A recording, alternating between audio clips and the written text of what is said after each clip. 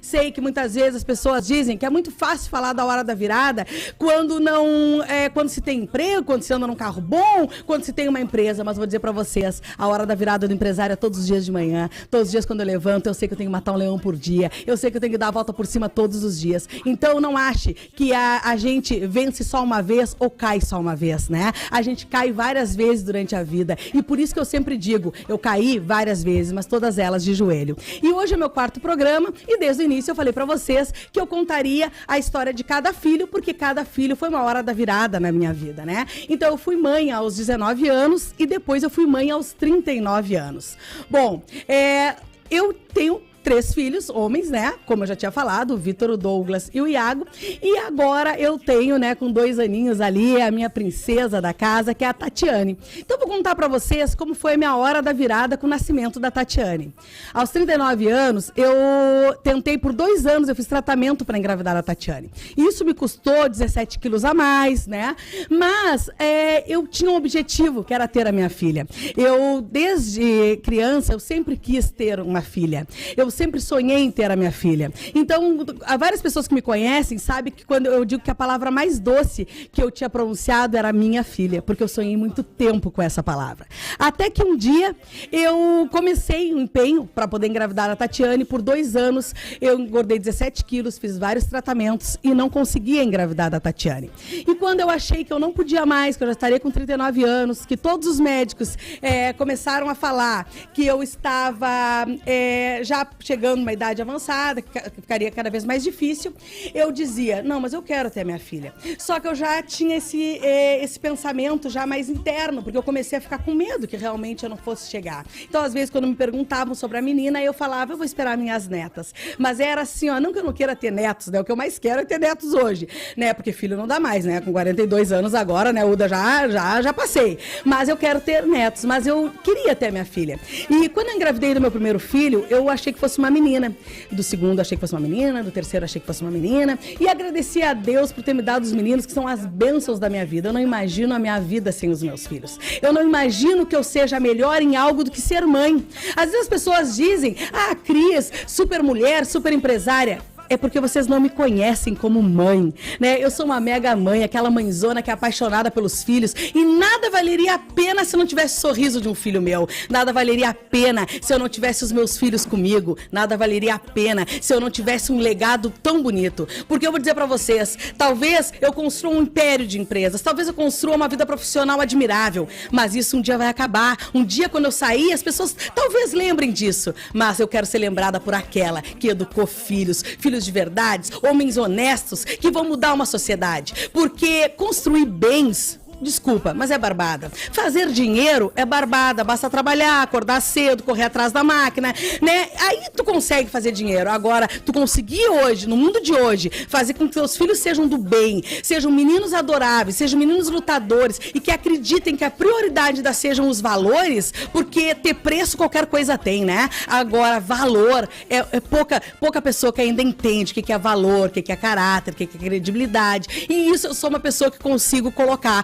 Os meus filhos hoje estão no caminho do bem, porque são meninos de valores. Mas enfim, tinha meus 3 meninos, né? Já contei a história de vocês, a história deles. Na semana passada vocês conheceram o Iago aqui, né? Uma figura, o Iago, né? E aí eu chamo meus filhos, o Vitor de vencedor, o Douglas, como foi prematuro, de 6 meses, de campeão, o Iago de alegria da família e a Tati, né? O que seria? Seria a promessa de Deus. Porque o que vocês não sabem é que eu só tenho uma irmã, que vai estar aqui no dia 21 de julho, né? Esse dia eu vou ter que preparar bem, porque eu sei que eu vou chorar, né? E a minha irmã casou muito cedo, eu era filha de militar, e nós fomos embora, íamos embora pra Brasília, e eu fui pra lá sozinha.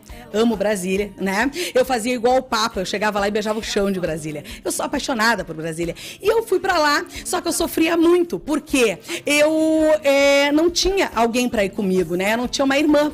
E eu tinha tido uma irmã, porque entre a minha irmã e eu, meus pais tinham tido uma filha que se chamava Tatiane, né? E ela, coincidentemente, tinha 2 anos de diferença pra mim e tinha nascido em 12 de setembro, eu sou 13 de setembro. Então eu sofria muito por não ter a minha irmã. Eu sofria muito por estar sozinha. E eu sempre dizia que se a Tatiane tivesse na minha vida, eu não me sentiria sozinha. Quando meu pai inventava de viajar, minha mãe, né, fazer aquelas nas viagens, que a gente quer levar uma amiguinha, a gente quer levar alguém, né? É aquela história que eu sempre digo, o melhor brinquedo para uma criança é outra criança. E eu queria outra criança para brincar e eu não tinha, porque a minha irmã era 7 anos mais velha, então eu sempre chorava e dizia, Deus, por que que eu não tenho a Tatiane, né? Por que que a minha irmã não tá aqui comigo? E eu tinha essa dor, mas ao mesmo tempo eu não podia falar isso, porque afinal de contas meu pai e minha mãe tinham sofrido, que egoísmo era o meu, sofrer por uma irmã, enquanto meu pai e minha mãe enterraram uma filha, né? Então eu deixava isso em oculto, mas era um desejo que eu tinha. Até que, depois de 39 anos, eu já estava até me separando, foi uma coisa bem complicada, porque eu já estava entrando num outro, eu já estava fazendo divórcio, né? E eu já achava que eu não ia mais engravidar. E aí eu descobri que eu estava com 2 meses de gravidez e que era a Tatiane.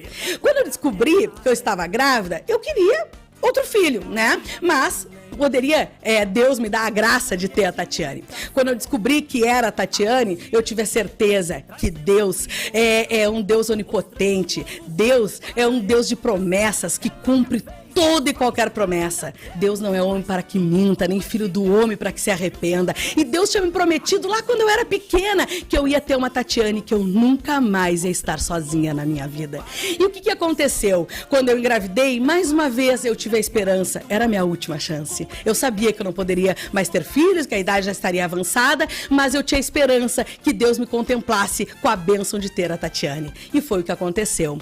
E o mais engraçado de tudo isso é que eu sempre fui uma mulher que planejo tudo, né? Eu faço do almoço de domingo uma festa, né? Os aniversários são planejamento, tudo é um planejamento. E os meus filhos todos nasceram na segunda-feira, porque na terça eu tinha que trabalhar, né? Então o que aconteceu? Eu planejava o nascimento dos meus filhos, tudo certinho na segunda. Tatiane não seria diferente. Tatiane estava marcado para nascer no dia 30 de agosto, na segunda-feira tudo certo. Quando é no dia 26 de julho, eu vou ao médico e ele diz, acho que essa bolsa tá estourada. E eu ri, e ele falou, tu não tá sentindo nada? Eu falei, eu não.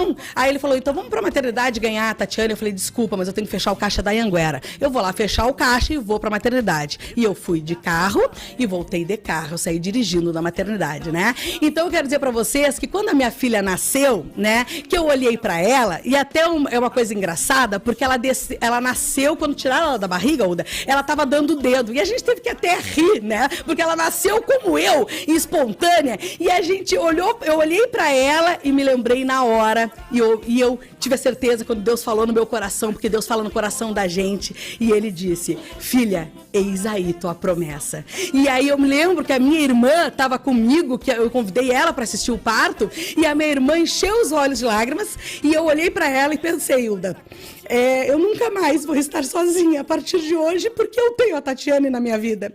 E coincidentemente, era o dia dos avós. Então, olha que ironia do destino, né? Poderia se pensar, mas na verdade não era ironia, era presente de Deus. Porque Deus é perfeito e Deus tem sempre o melhor para a vida da gente. Tudo que você sonhou, tudo que você planejou, Deus vai fazer no momento certo. Mas não é no seu tempo, não é no meu tempo, é no tempo dele. E a Tatiane nasceu sim, no dia 26 de julho, dando o dedo, assim, ó, contra toda a perspectiva que nós tínhamos, com tudo marcado para segunda-feira, ela disse, eu vou nascer na quinta, porque quinta é o dia dos avós. Então, pai e mãe, a promessa se cumpriu. 42 anos depois, a Tatiane voltou para a família.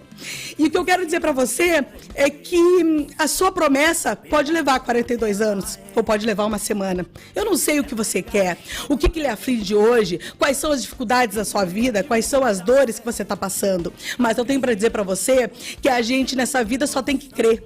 Crer num Deus maior, crer que existe um poder maior e que isso aqui é só passageiro. E que se é passageiro, eu tenho que passar da melhor forma possível, cantando e dançando. Porque é passageiro, então vamos ver o melhor. E tem gente que passa a vida inteira criando dificuldade dentro dos problemas que não existem. Ou fazem de um único problema uma tremenda tempestade. Então, se você hoje está com um problema pequeno e acha que ele pode parar a sua vida, nada pode parar a sua vida. Nada pode parar um projeto de Deus, nada pode parar os planos de Deus, nada pode mudar uma promessa de Deus. Agora, cabe a você tomar coragem, sacudir a camiseta, sacudir o cabelo, porque eu sempre digo, a melhor coisa do mundo é sentir o ventinho na camisa. Porque quando tu sente o ventinho na camisa, tu se dá conta que tu pode. E se tu pensa que pode, tu pode.